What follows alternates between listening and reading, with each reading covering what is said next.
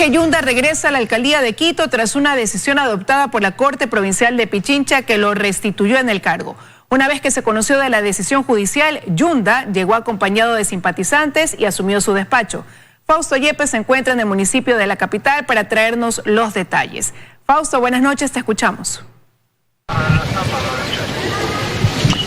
Gracias, hola, ¿qué tal amigos? Buenas noches. Cerca de las 5:30 de la tarde, Jorge Yunda llegó hasta el Palacio Municipal acompañado de algunos simpatizantes y también acá en los exteriores del Palacio Municipal le esperaba una especie de comité de recepción. Vemos ahí las imágenes del momento en el que Jorge Yunda llegaba a pie por la calle Venezuela ya previo a asumir nuevamente el cargo de alcalde de Quito. Una vez que llegó hasta la Plaza Grande también dio declaraciones frente a sus simpatizantes y a la gente que lo esperaba ya en momentos antes de que asuma el despacho. Allí Jorge Yunda se refirió a su situación ya con el resto de los concejales. Dice que no les guarda rencor, hace un llamado a la paz y un llamado al trabajo constante por parte de todos los concejales ya de aquí en adelante. No obstante, después de eso, inmediatamente asumió ya el despacho. Vemos en imágenes ya acompañado de sus simpatizantes también y de gran parte de su equipo de trabajo que le había acompañado durante estos 2 años de gestión, que llegaron hasta el despacho. Se sentó ya en el escritorio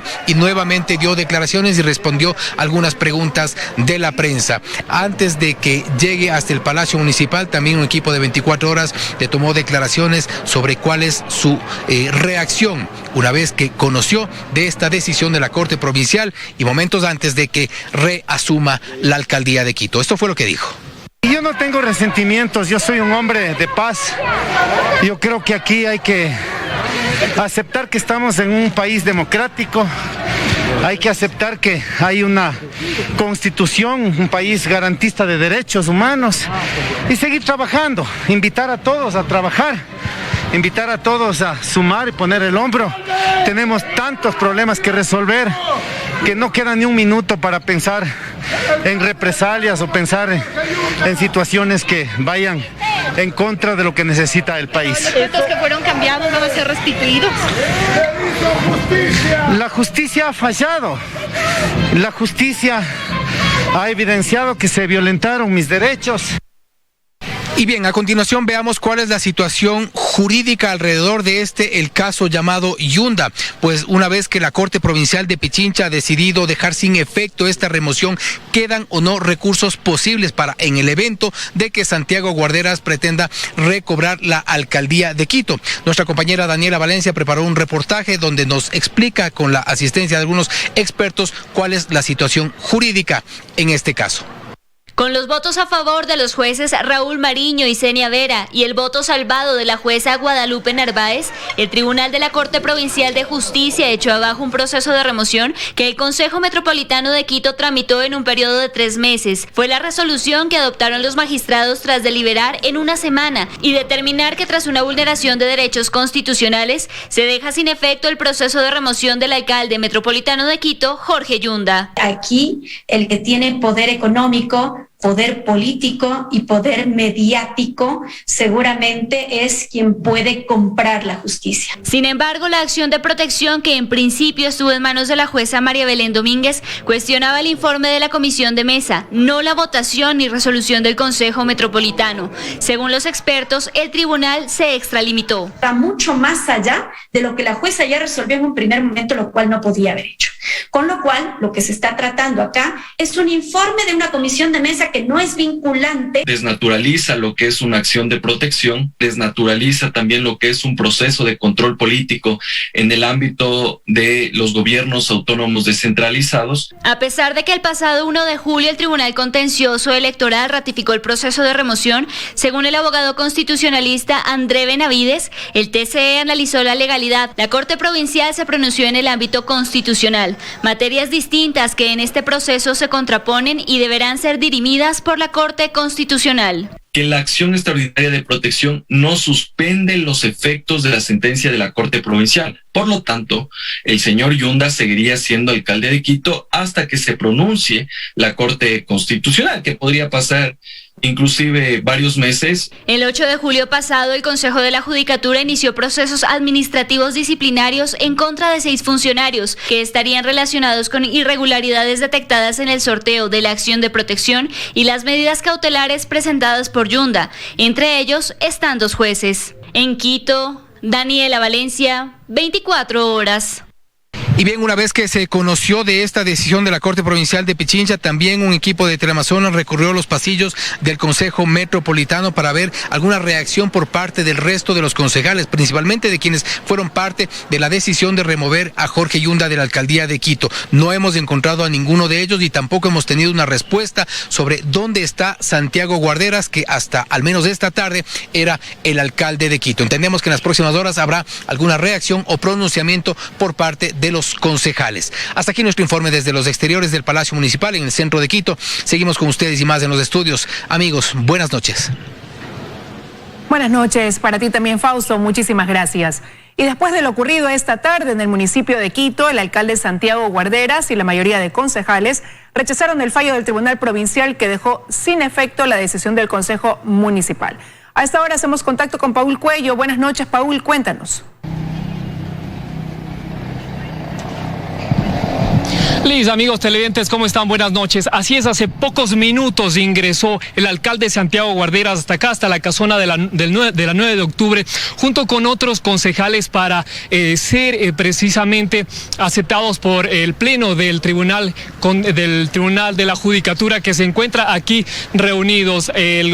Santiago Guarderas, el alcalde, dialogará precisamente con el pleno de la Judicatura respecto a lo ocurrido esta tarde. Manifestó que aún desconoce, manifestó junto con los otros concejales que desconoce lo aceptado precisamente por este tribunal. Escuchemos lo que dijo el alcalde Santiago Guarderas.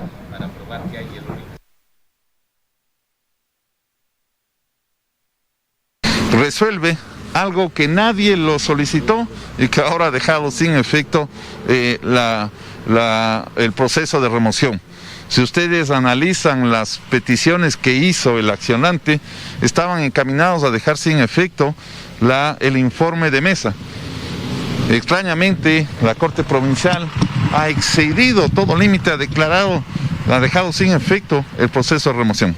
Entonces, frente a eso, obviamente, nosotros vamos a ejercer todas las acciones que está el ordenamiento jurídico y será la Corte Constitucional quien deberá dirimir estos fallos contradictorios.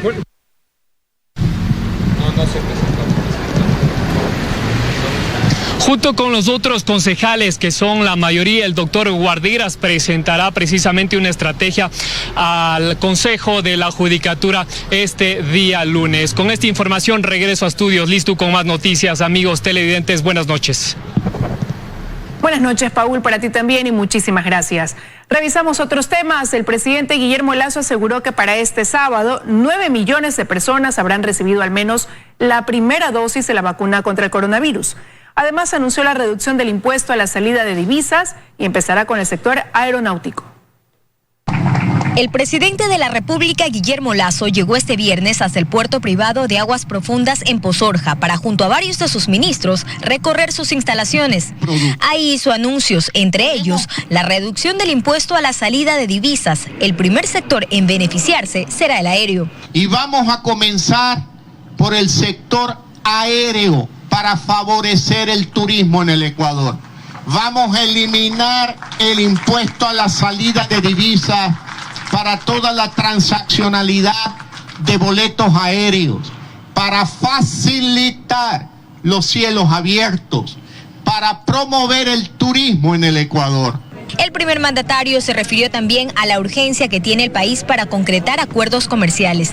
Dijo que sin importar ideologías, se buscan nuevos y mejores mercados para exportar. Sobre el acuerdo con Estados Unidos, Lasso señaló que se envió una carta al presidente de ese país, Joe Biden, para pedirle acelerar la firma del acuerdo comercial. El presidente se pronunció también sobre el rechazo de la Asamblea al regreso de Ecuador al CIADI. Mientras ellos pierden el tiempo en cómo poner obstáculos para el desarrollo del Ecuador, yo estoy aquí concentrado visitando este proyecto para decirle a los ecuatorianos, este es el modelo de desarrollo que nos conviene hacia el futuro. Pero no va a venir pues la inversión internacional al Ecuador con una mentalidad cerrada, parroquiana. Sobre el plan de vacunación, Lasso aseguró que se cumplirá la meta propuesta por el gobierno y dio cifras. Este sábado, 9 millones de personas tendrán al menos la primera dosis de la vacuna contra el coronavirus, por lo que desde ahora se priorizarán las segundas dosis. Mañana les garantizo que habremos llegado al vacunado número 9 millones con la primera dosis. Y no tengo duda que en 31 días de agosto vamos a terminar de vacunar con la segunda dosis a 9 millones de ecuatorianos. Con lo cual habremos cumplido nuestra promesa de campaña de vacunar a 9 millones de ecuatorianos con las 2 dosis en los primeros 100 días de gobierno. Joana Ramos, 24 horas. A nivel nacional, la ocupación de camas de hospitalización por COVID-19 es del 42% y de UCI el 78%. En Quito, la ocupación supera el 90% con varios pacientes en lista de espera, también para cuidados intensivos. Aún no ha habido oportunidad de retirar estas carpas externas en el Hospital IES Quito Sur debido a que la ocupación hospitalaria no se reduce porque se mantienen los contagios de COVID-19. Al momento el Hospital General Sur de Quito está trabajando al 100%. La situación se ha mantenido, tenemos una sintomatología severa y grave. Al igual que varios hospitales mantienen un porcentaje de camas ocupadas. A nivel nacional hay 2.630 camas asignadas con un 42% de ocupación. Y en cuanto a unidades de cuidados intensivos, hay 777 camas asignadas y la ocupación es del 78%. Mientras tanto, en Quito, explica la coordinadora zonal 9, la situación se ha mantenido en una meseta. Recordemos que los casos nuevos detectados, estamos aplicando el tema de la vigilancia comunitaria, entonces están haciendo el tema de cercos epidemiológicos, seguimiento en los domicilios y en caso de tener una necesidad mayor, se los lleva a una unidad hospitalaria como tal. La Secretaría de Salud del municipio de Quito, según explica el responsable de la unidad de investigación, señala cifras que revelan que todavía no se reduce la ocupación hospitalaria ni de camas UCI por COVID-19, pese a que Quito tiene más del 20% de ciudadanos totalmente vacunados y avanza la inoculación de segundas dosis. Ha ido variando entre porcentajes del 92 al 95%. En el último reporte del día de ayer se encuentra con 95% de ocupación y 20 pacientes en lista de espera. Y en cuanto a las camas de cuidados intensivos, en promedio los niveles superan el 90% de ocupación. El día de ayer se encuentra con el 94% de ocupación con 42 pacientes en lista de espera. Y con esta situación hospitalaria en la provincia de Pichincha, asegura la ministra de Salud que se pudo hacer controles previos debido a los riesgos que representaba la variante Delta por su alto nivel de contagio. La ministra recuerda que en Quito se han reportado 3 casos de los 85 a nivel nacional. Estos son importados y no comunitarios. La provincia de Pichincha, en específico Quito, es un excelente ejemplo de lo que las medidas epidemiológicas pueden lograr si es que se pueden detectar a tiempo los casos. Ellos insisten en que la vacunación es fundamental para evitar que se agrave el cuadro de la enfermedad y también para evitar rebrotes. No bajemos la guardia, que utilicemos la mascarilla, el lavado de manos y el distanciamiento. A partir de lunes inicia masivamente la vacunación de segundas dosis. En Quito, María Gracia Acosta, 24 horas. El carnet de vacunación se convierte en pasaporte de tránsito en la provincia de El Oro. Los ciudadanos que hayan recibido 2 dosis pueden hacer viajes interprovinciales y circular durante el toque de queda.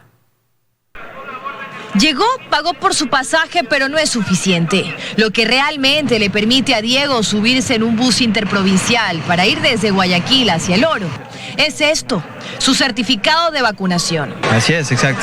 Esto es lo que nos permite viajar a muchas personas, me imagino. Y es como este documento se convierte en un pasaporte para quienes quieren movilizarse entre provincias. Hay autoridades que desde ya han planteado que el certificado de vacunación o el carnet de vacunación sirva para retomar actividades hasta hoy suspendidas. En Guayaquil, la alcaldesa hace varias semanas atrás planteó que desde septiembre este documento sirva para ingresar a centros comerciales, por ejemplo. En algún momento el presidente del COE Nacional habló de la posibilidad de regresar a los estadios con la garantía de estar vacunados. Y en otros países ya se implementa la presentación del carnet de vacunación para entrar a bares. Los representantes del sector espectáculo creen que conforme avance la vacunación, el carnet será un pasaporte. Es una alternativa para que prácticamente todos nos cuidemos y nosotros poder que nuestros puntos sean seguros y que vaya la gente. De hecho, en el ámbito internacional, el carnet de vacunación es ya un pasaporte, pues sirve para subirte a un avión. En el caso de Ecuador, reemplaza la prueba PCR. Y mientras las autoridades deciden, usted debe saber que no es lo mismo el carnet de vacunación y el certificado de vacunación. El segundo debe ser solicitado a través de la página web del Ministerio de Salud, en solicitud certificado de vacunación. Usted deberá colocar su identificación y fecha de nacimiento, registrar un correo electrónico y también escribir la fecha de expedición de su cédula. Remite la solicitud y el documento será enviado al correo electrónico, aunque no se precisa en qué fecha. Y puede tardar. En la provincia del Oro, quienes muestren su carnet o certificado de vacunación de haberse aplicado las 2 dosis, incluso pueden salir durante el toque de queda. Dayana Monroy, 24 horas.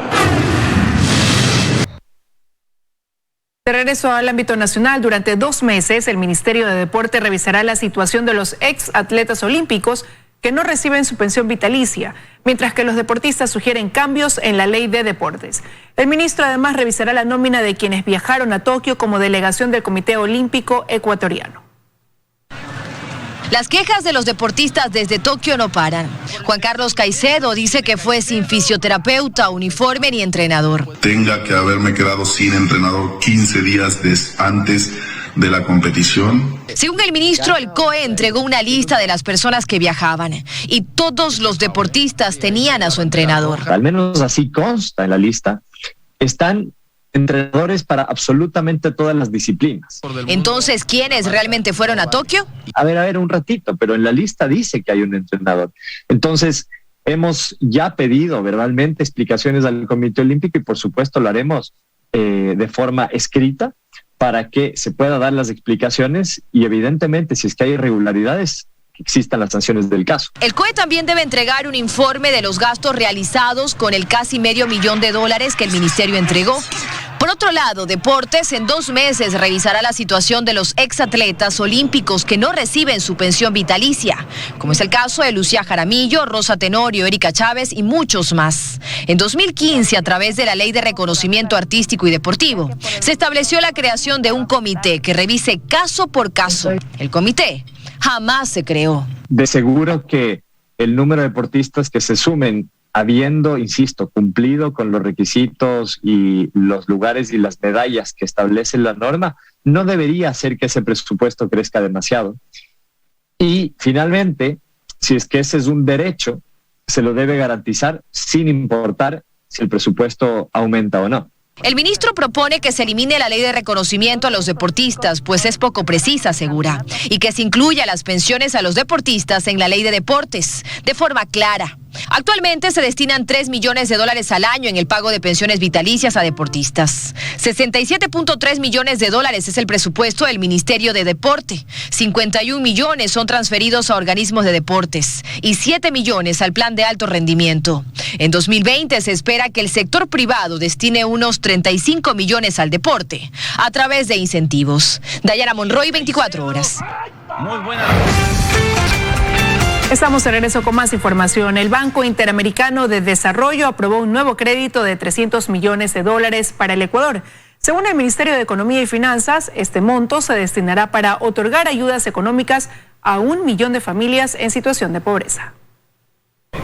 Ecuador es acreedor de un nuevo crédito financiero destinado a aliviar las consecuencias de la pandemia. Se trata de un desembolso de $300 millones del Banco Interamericano de Desarrollo a 23 años plazo y con un periodo de gracia de 7 años y medio. Y a una tasa LIBOR, es decir, a una tasa muy baja, alrededor del 0,15, 0,20%, entonces son términos muy beneficiosos para el país. Este monto permitirá garantizar la entrega del bono de desarrollo humano a familias en situación de pobreza y vulneración frente a la crisis económica causada por la pandemia, pues básicamente esta ayuda pasó de asistir a 835.000 familias a 1.200.000. Se espera que alrededor de 270.000 nuevos beneficiarios, núcleos priorizados, mujeres, sobre todo las mujeres afros, indígenas y montubias. Para que la ayuda económica realmente llegue a disminuir la desigualdad e incrementar la inclusión, se realizará una asistencia técnica al Ministerio Ejecutor, en este caso el Ministerio de Inclusión Económica y Social. Parte de la asesoría técnica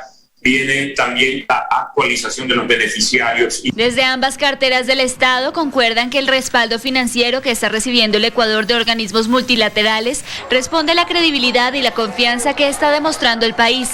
En 2020, solo del Banco Interamericano de Desarrollo se ha obtenido 735 millones de dólares. 90 millones solamente, digamos, desde la parte de una línea para desastres naturales, poco para atender la parte del COVID, otros 200 millones para apoyar la parte del gasto social y adicionalmente pues tenemos alrededor de 60 millones para las vacunas del COVAX. En los próximos meses se espera un desembolso del BID de 800 millones de dólares más. Entre otros organismos multilaterales como el FMI y la CAF, se espera un monto total de 4.500 millones. En Quito, Daniela Valencia, 24 horas.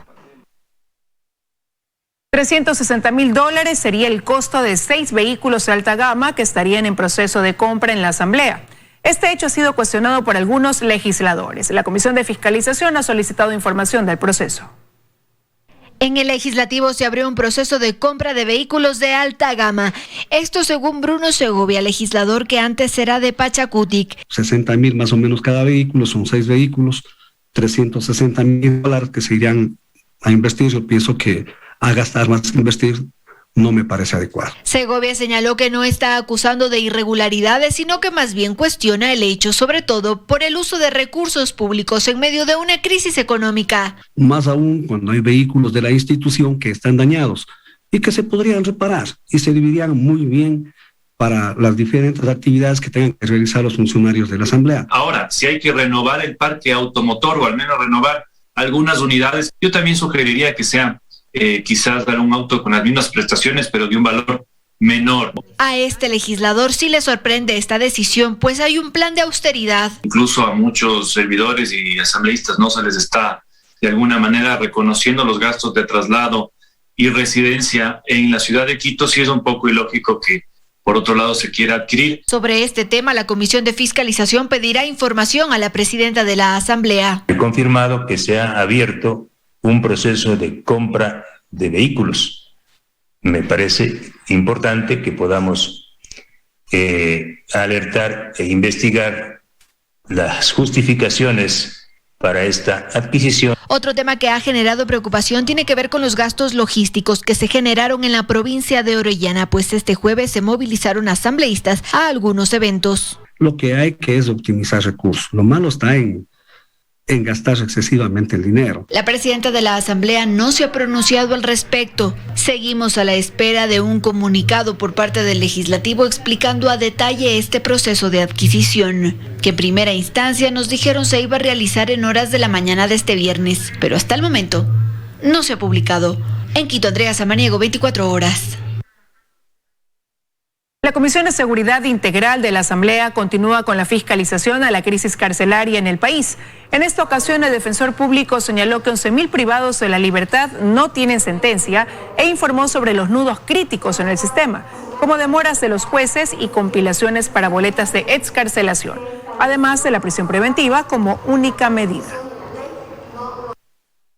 Excesivo de la prisión preventiva, de la totalidad de la población penitenciaria, debe llamarnos la atención que cerca del 30% se encuentran en calidad de procesados, es decir, que no tienen sentencia.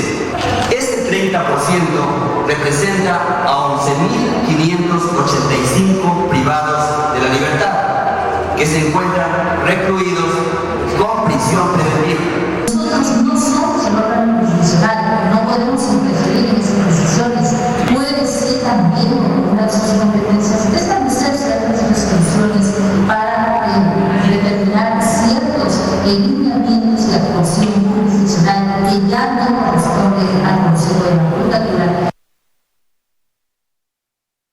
madrugada de este viernes, 3 personas extranjeras hicieron explotar 2 cajeros automáticos en Machachi, ubicado en el cantón Mejía. Según la policía, los delincuentes son extranjeros y operaban en Ecuador por el beneficio de sustraer dólares americanos. Cámaras del ECU 911 detectaron el intento de robo. La madrugada de este viernes, delincuentes hicieron explotar 2 cajeros automáticos en Machachi, ubicado en el cantón Mejía. La explosión la realizaron con cilindros de gas, entre otros químicos. Vienen las sustancias químicas, que es el acetinol, y con oxígeno. Es más fácil la recarga de estos que en vez de comprar explosivo, dinamita. Los cajeros automáticos estaban dentro de un local comercial. Tuvo una onda expansiva de un radio de 14 metros, o sea, vimos un diámetro de 28, la onda expansiva. Esta onda expansiva es la que provoca que el cajero se abra y...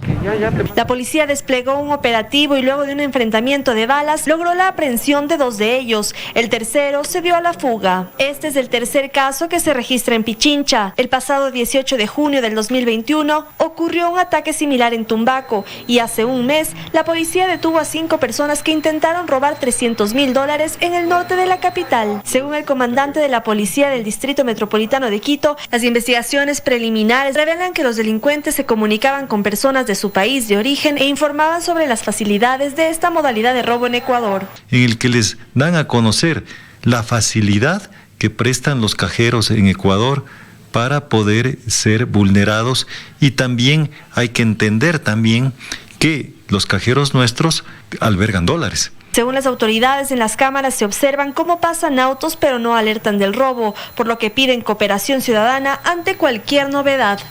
En Quito, Natalie Jiménez, 24 horas.